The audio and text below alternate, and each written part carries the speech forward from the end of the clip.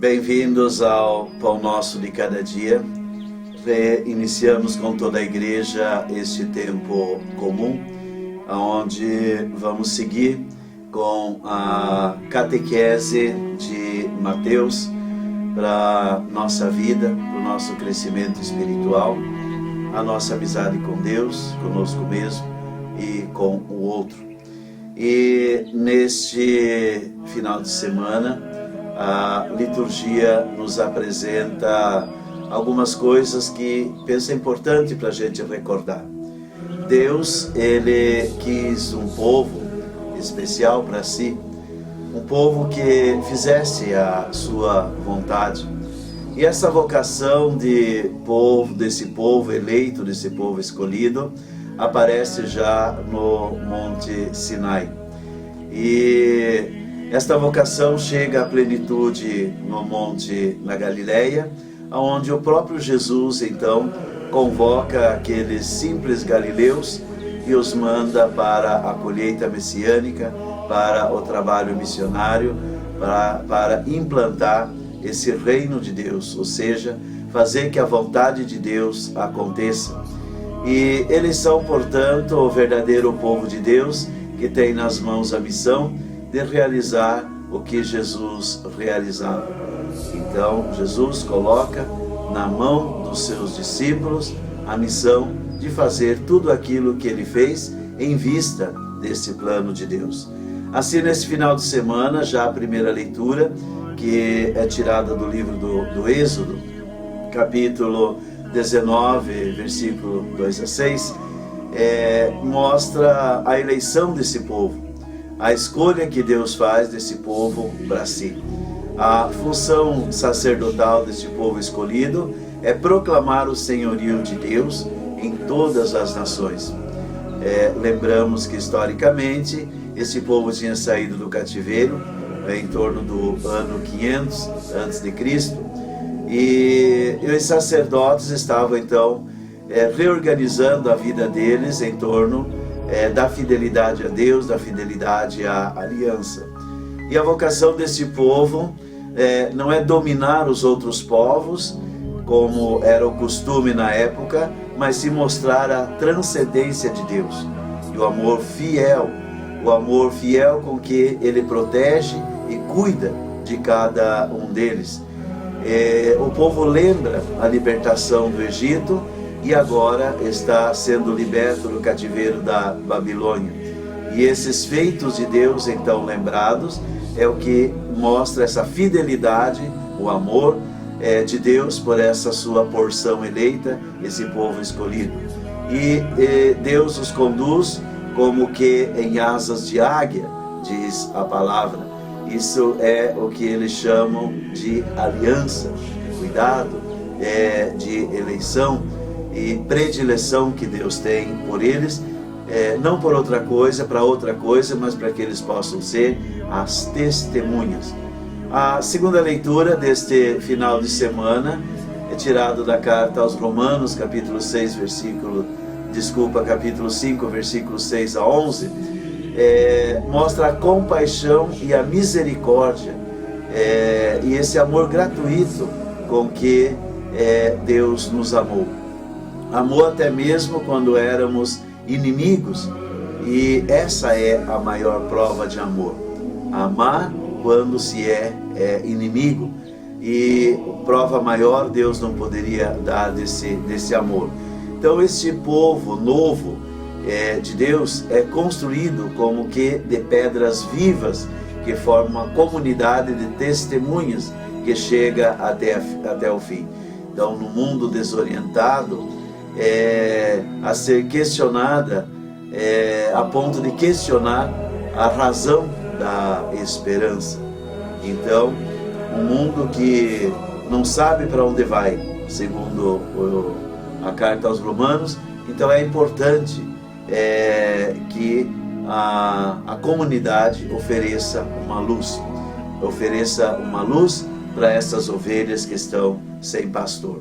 E o Evangelho, então, tirado de Mateus, capítulo 9, versículos 36 ao capítulo 10, versículo 8, inicia, então, dá esse início a esse novo tempo litúrgico.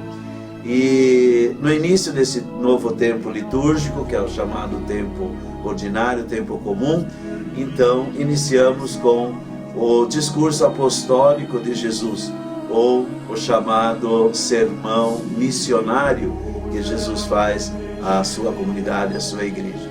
E aparece novamente, como na primeira e na segunda leitura, a compaixão de Deus, agora manifesta na compaixão de Jesus pelo povo que está desorientado, está sem rumo, e que leva Jesus a chamar os discípulos para ajudar na missão de levar esperança e força para lutar por dias melhores, para dar um rumo para esse povo seguir. Isso significa evangelizar.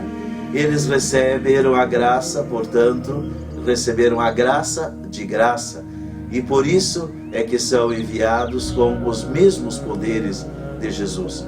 Eles recebem o que precisam para a missão, para que eles possam continuar aquilo que Jesus fez. Fazer o reino de Deus acontecer significa, segundo o que nos diz esta palavra, expulsar os demônios, expulsar tudo aquilo que desune, que divide, que separa as pessoas entre si, porque isso é o antirreino, curar as doenças, tirar as doenças que fazem as pessoas perder o rumo, e além de curar essas doenças, purificar aqueles que estão leprosos, que estão excluídos da comunidade, da sociedade, para que possam ser reintegrados, e ressuscitar aqueles que estão mortos. Lembramos que esses mortos que precisam ser ressuscitados são aqueles que estão mortos para a sociedade, mortos para a comunidade, e aqueles que estão mortos para a própria família, às vezes, mesmo que estejam de corpo presente no meio das mesmas. Então é esses mortos que precisam ser ressuscitados, porque é esses que vão fazer então a diferença quando voltarem à vida ativa, voltarem a colaborar com o bem de toda a sociedade. E esse povo então, para que possa ser o povo escolhido e amado de Deus, possa ser essa nação santa diante de todos os povos e diante de todas as realidades em que eles se encontravam, eles estavam totalmente, que estava totalmente diferente do plano original de Deus. Então, porque a sociedade tomou rumos diferentes, aqueles rumos queridos por Deus, então há a necessidade de corrigir, de curar esses males, de reconduzir esse povo para o caminho. E essa é a missão dos apóstolos, fazer então surgir uma humanidade como que nova ou renovada, um novo povo que possa viver e anunciar o reino de Deus, viver e anunciar a vontade de Deus. Esse povo vai ser o sinal da chegada do reino de Deus.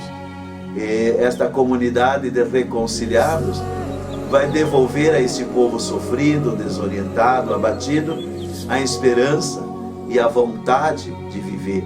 Vai recuperar o sentido da vida. Esses escolhidos recebem de Jesus algumas recomendações, e essas recomendações que são dadas a recomendação de preparar eles, para dar a eles uma preparação para o sofrimento. O sofrimento que é inerente a uma mudança de época, porque sempre vai haver aqueles que vão resistir à mudança, não vão querer mudar. E por isso o discípulo deve estar preparado para os sofrimentos que essa mudança vai causar. Portanto, a espada para a batalha é entregue a eles. E esta batalha, a primeira grande batalha a ser vencida pelo cristão, é justamente o despojamento e a renúncia, antes de tudo. Depois que o cristão se despoja, ele renuncia alguns valores que às vezes para ele até era mais importante, aí ele está pronto, está com a espada na mão para poder vencer então a batalha. Então, no Antigo Testamento, Deus escolheu as 12 tribos de Israel para ser o seu povo, e agora encontra esse mesmo povo abatido e desorientado. Então ele pede orações por eles e age escolhendo os 12 para recuperar o sentido da vida que eles haviam perdido durante a caminhada. Eles darão então início à colheita, e ele pensa neles e depois nas outras nações. Primeiro vocês vão ao povo de Israel, as ovelhas perdidas da casa de Israel. E esses mesmos operários, então, eles estão sujeitos ao desânimo e ao cansaço, mas ele vai estar junto. Coragem, porque eu vou estar junto, eu não vou te deixar sozinho nessa luta e nessa batalha. O povo se desviou. Agora vocês são os responsáveis para reconduzi-lo. Ou seja, aqueles discípulos da primeira hora, aqueles chamados por Jesus, e eu, você, todos nós que somos os discípulos de hoje, temos essa mesma missão e essa mesma tarefa. É isso que a liturgia de hoje quer recordar a cada um de nós. Um excelente final de semana para todos.